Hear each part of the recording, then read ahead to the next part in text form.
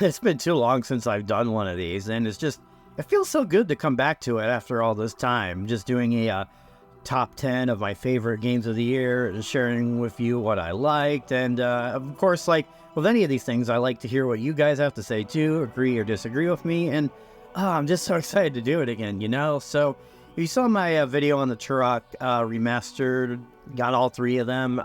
I said, I started a new job. I was just sort of trying to sort of get into the groove of things and reorient myself. And I think things are going well now. And I think there's no better time than to get back to doing what I love and share with you guys my opinions on the top 10 best games that I enjoyed this year. And there were a lot of really good ones this year. Like some I haven't been able to get to. I actually have the Dead Space remake over there, but I got it as a birthday present, but there was this whole complication with GameStop because, they're good, they are quality customer service as always.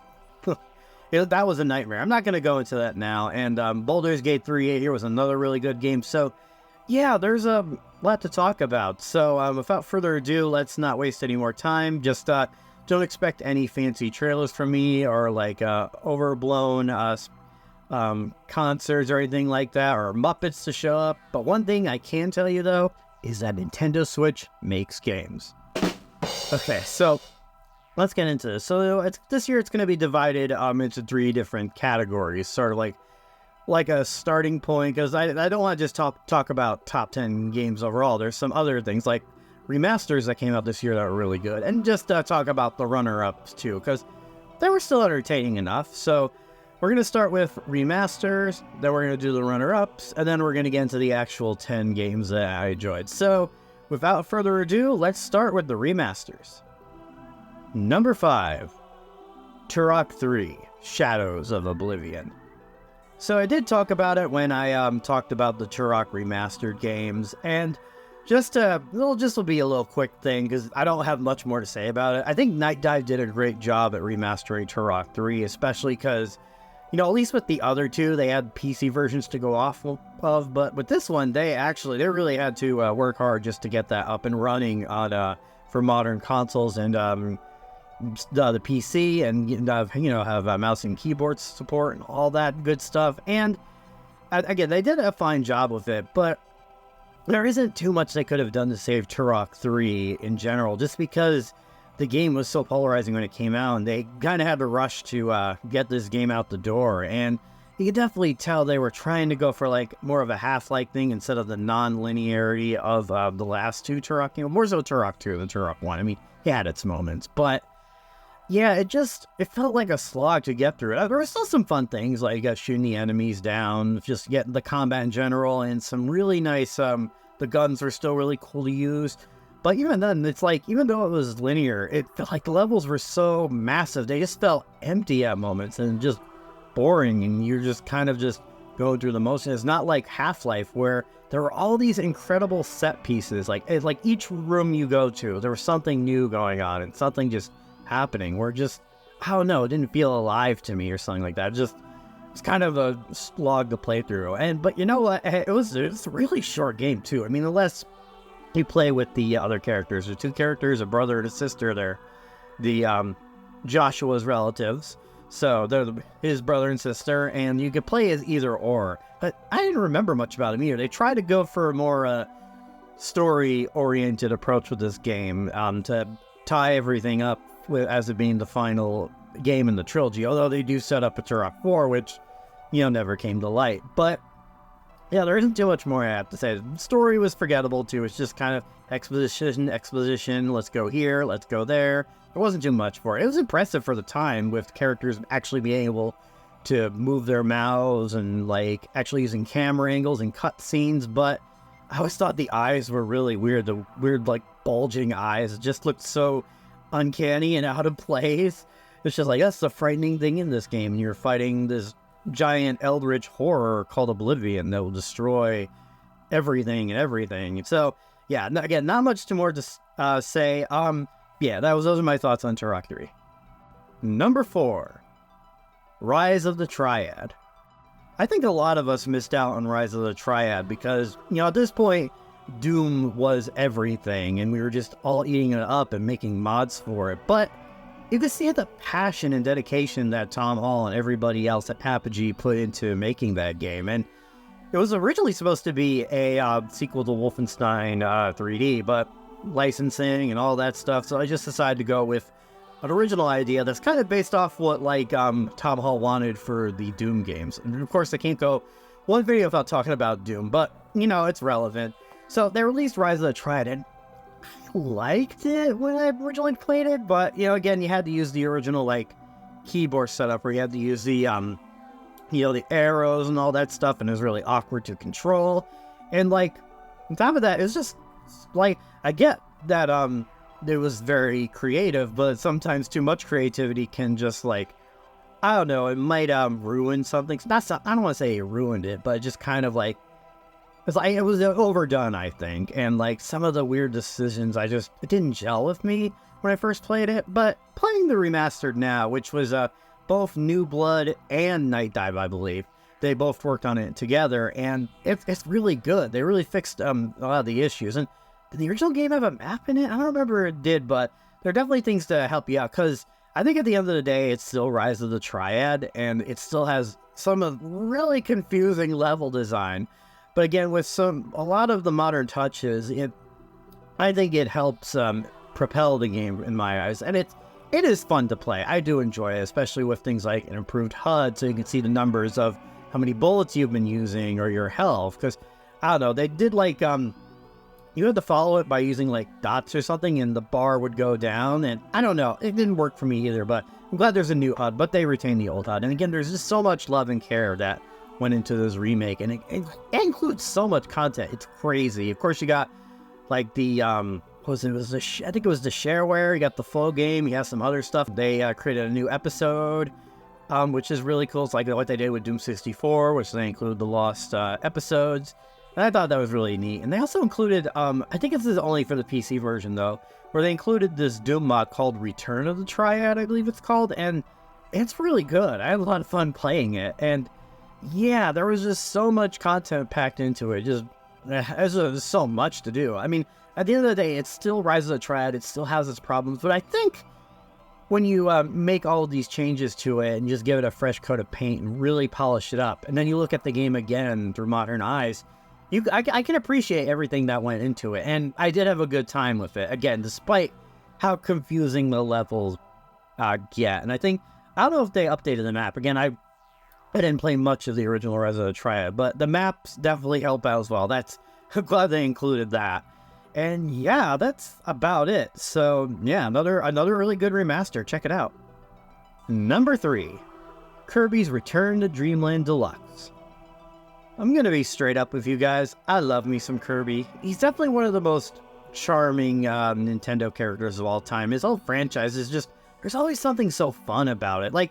I think even the worst of Kirby games, there's still something you can get out of it. There's something of value to it. And I don't know, I just enjoy the characters, the worlds, the levels, and for a cutesy looking game, it's surprisingly deep at times with its lore. It's crazy. And I think Return to Dreamland is definitely one of the best ones. It was a return to form for the series, because there was a time where they were kind of experimenting with different ideas, and I mean, again, they weren't bad, but I don't know, just wasn't the direction to take Kirby in, and so they just brought him back to his roots, like what they did in Kirby Superstar. And yeah, it's just such a fun game, and this remaster just really heightens that love I have for it, with all new modes, including what's the name of the boss, the main villain in the game? Is it Magalore?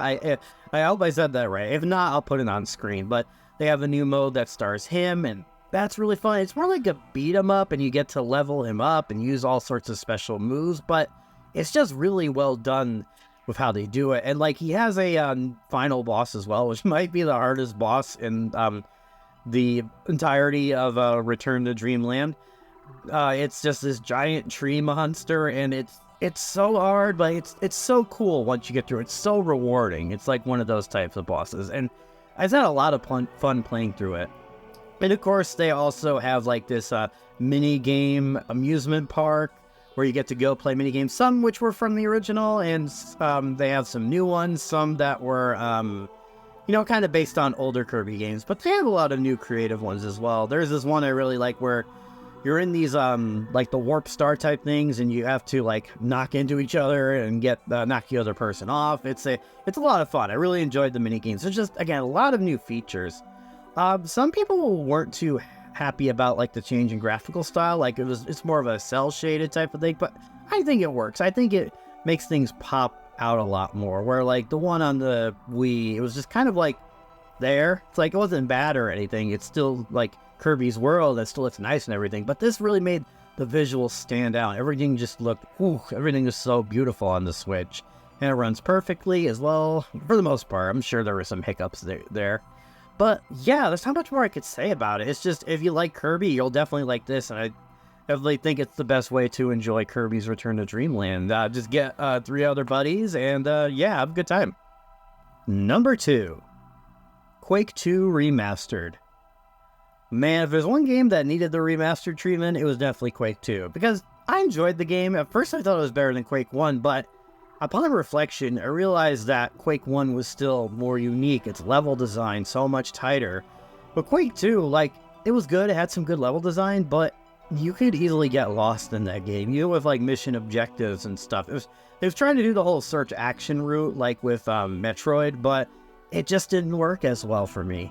But I think Quake 2 Remaster definitely helps it. It actually improves upon a lot of things. Like, it makes the enemy AI better. You actually get a muzzle flash now when you're shooting your guns.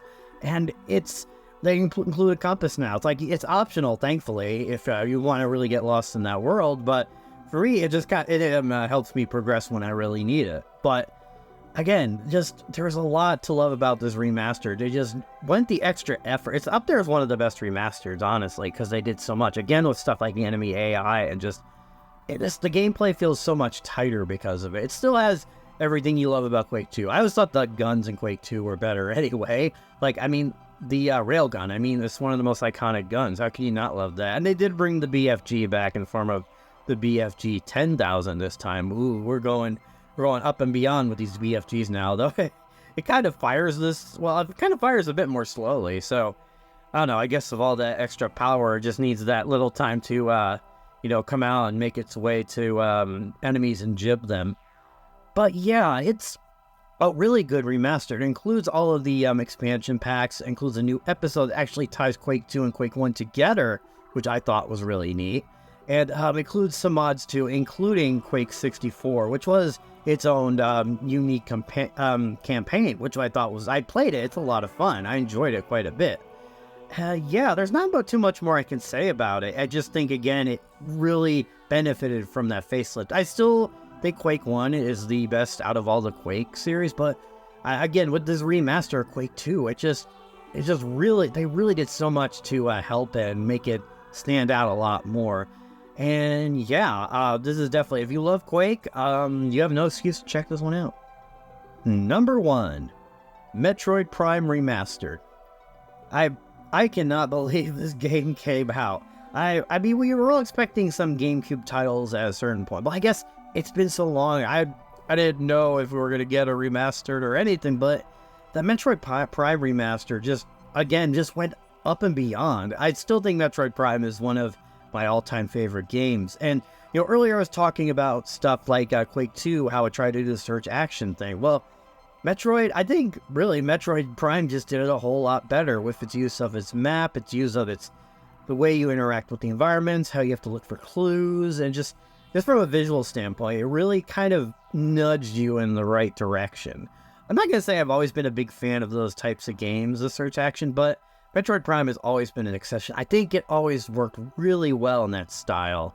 And now to have this remastered, it's just fantastic. Like, the game looks incredible, and there's some, again, new quality of life improvements, such as you can now play with the modern control setup. They do give you the option to use the originals if you want. It's just really great. And there's just so much to dive in with Metroid Prime in general, and just so many unique locales to explore, and so many puzzles, and also like really unique bosses.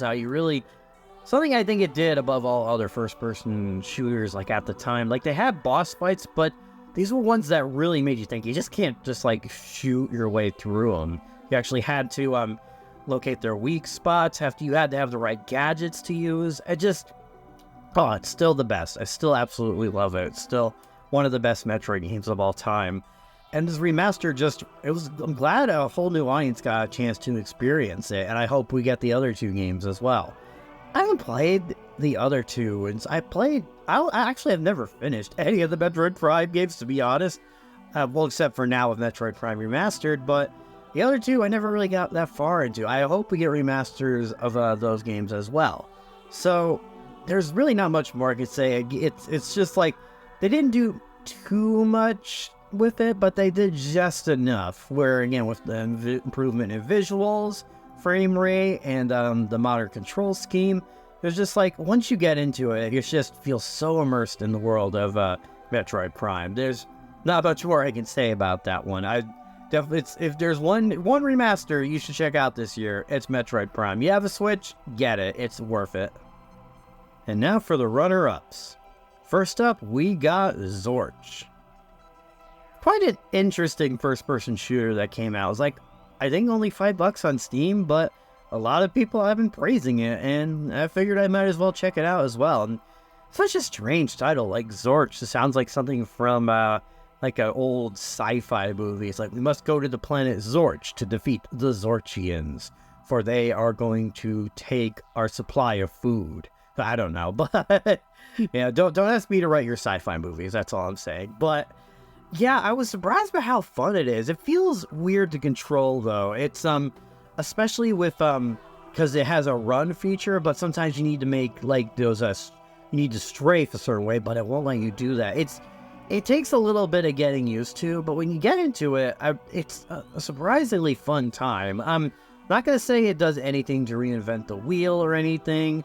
Like, I like the guns in it. There's some uniqueness to them, and let's say the text that's in it, the cutscenes you see, there's definitely a side of English there, but yeah, it was a lot of fun. And again, I wasn't saying it was doing anything spectacular, but just looking for kind of a decent first-person shooter at a reasonable price. You gotta can't go wrong with Zorge. Check it out. And last but not least is FZero 99.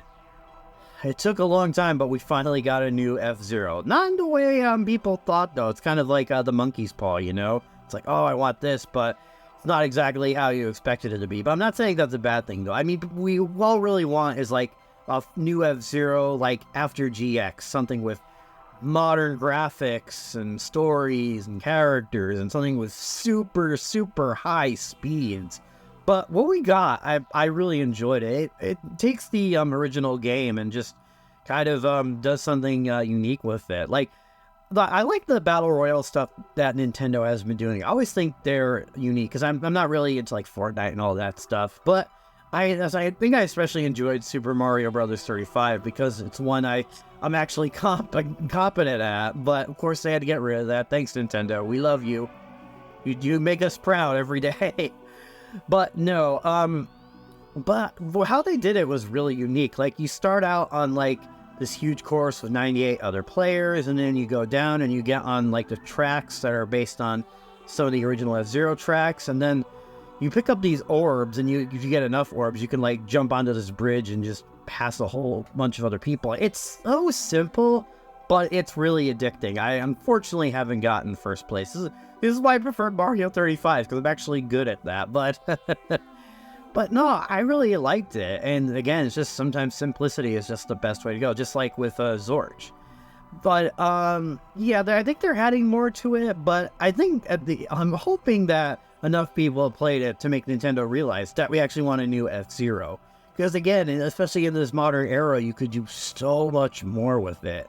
But if you're looking to relive the classic F-Zero games, then yeah, this one's a no-brainer. Definitely check it out.